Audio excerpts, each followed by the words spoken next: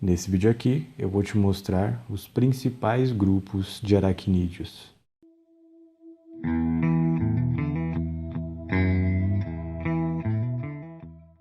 Fala galera, sejam muito bem-vindos a mais um vídeo aqui no canal.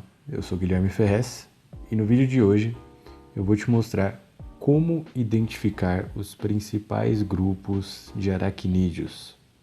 Os aracnídeos são artrópodes que estão incluídos no grupo dos Chelicerata. Esse é um grupo muito antigo que teve origem há aproximadamente 450 milhões de anos atrás, no período Ordoviciano, na Era Paleozoica. No início, esse grupo era composto por espécies marinhas que posteriormente conquistaram o ambiente terrestre por meio de um processo que levou milhões de anos.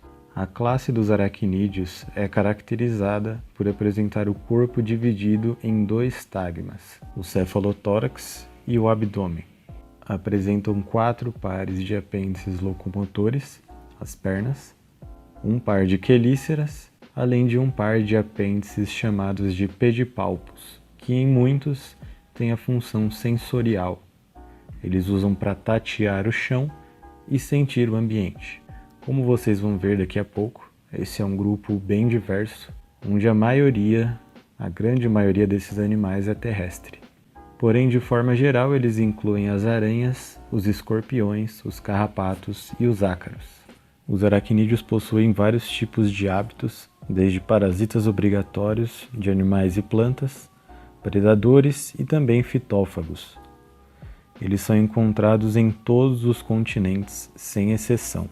Muitos dos aracnídeos têm grande importância ecológica, pois são controladores de populações de insetos, além de servirem de alimentos para outros animais, para os répteis, anfíbios, aves, mamíferos.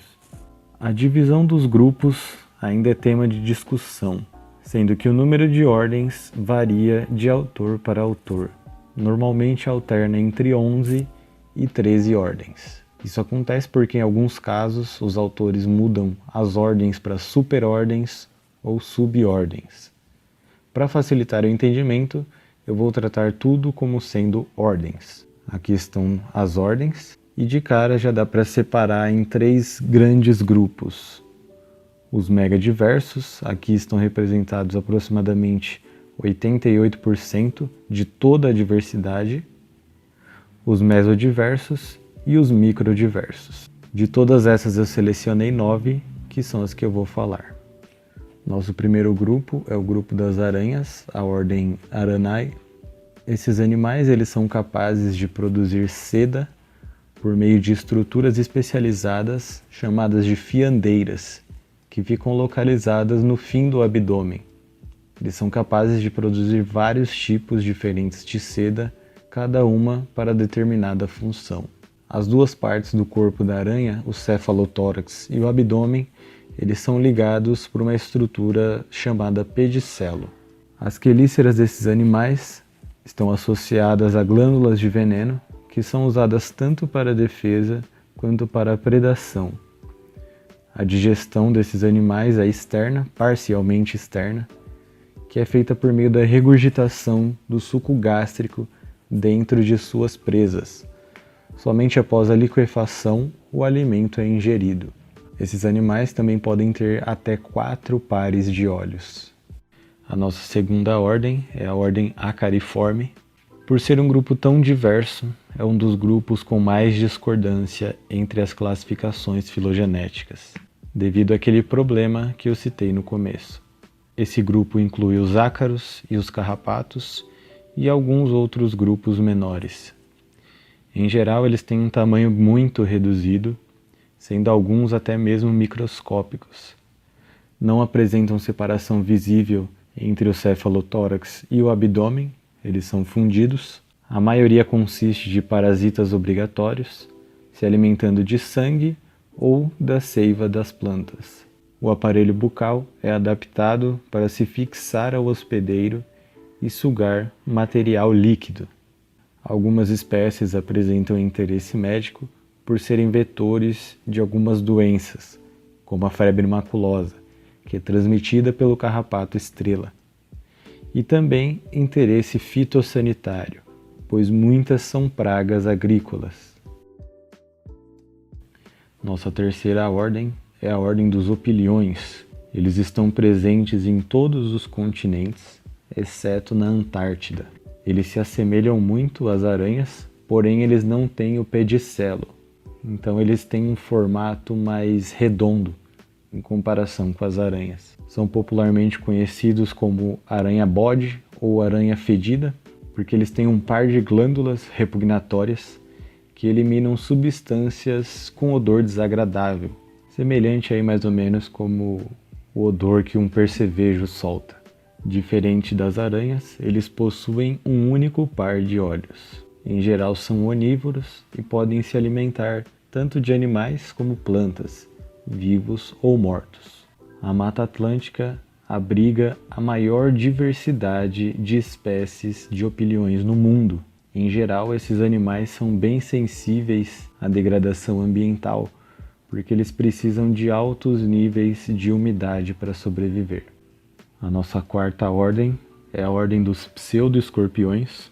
Pseudo significa falso, os falsos escorpiões.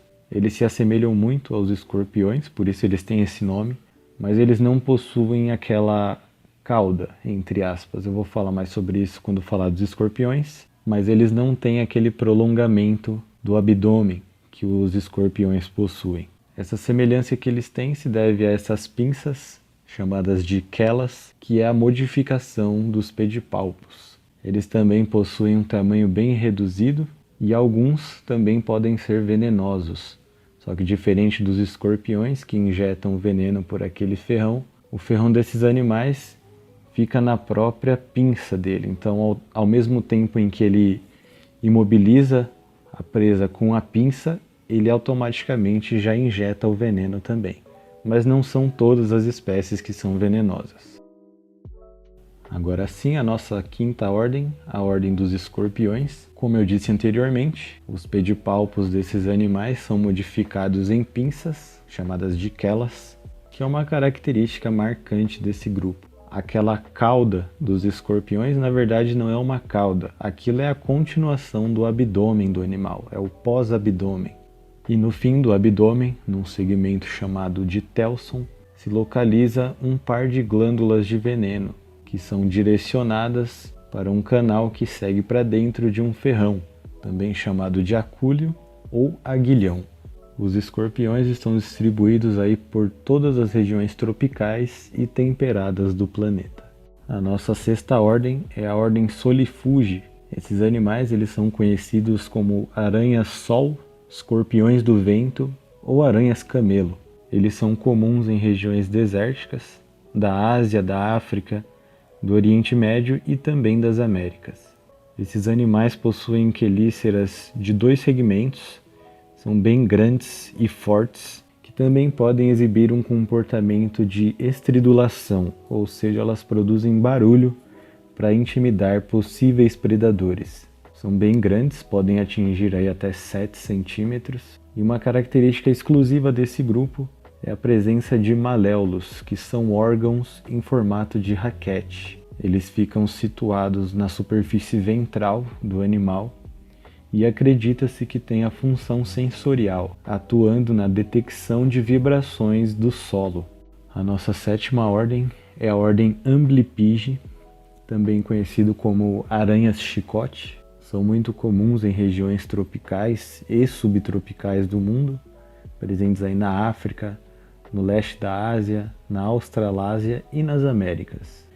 Eles possuem pernas dianteiras extremamente longas e multissegmentadas, que eles utilizam para sentir o ambiente.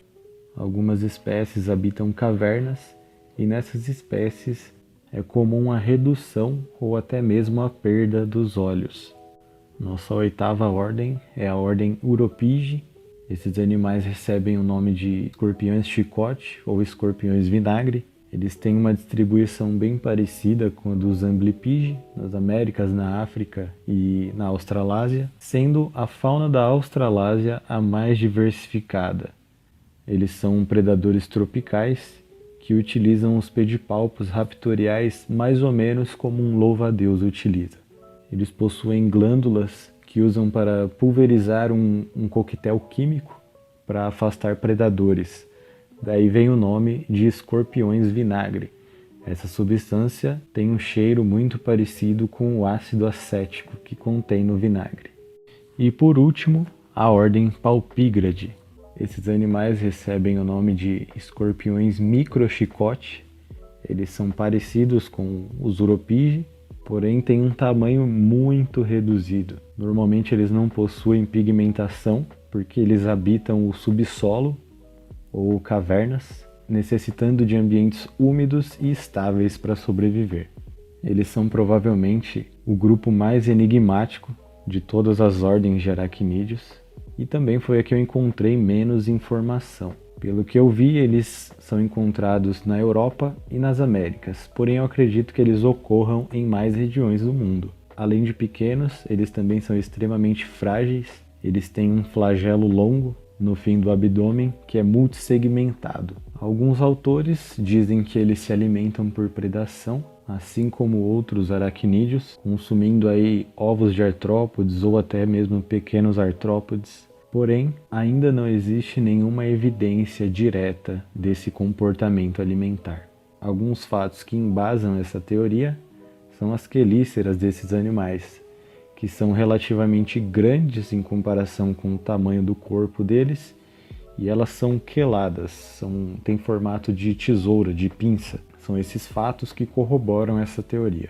Também já foi comprovado que existe uma espécie que se alimenta de cianobactérias que ficam em cavernas.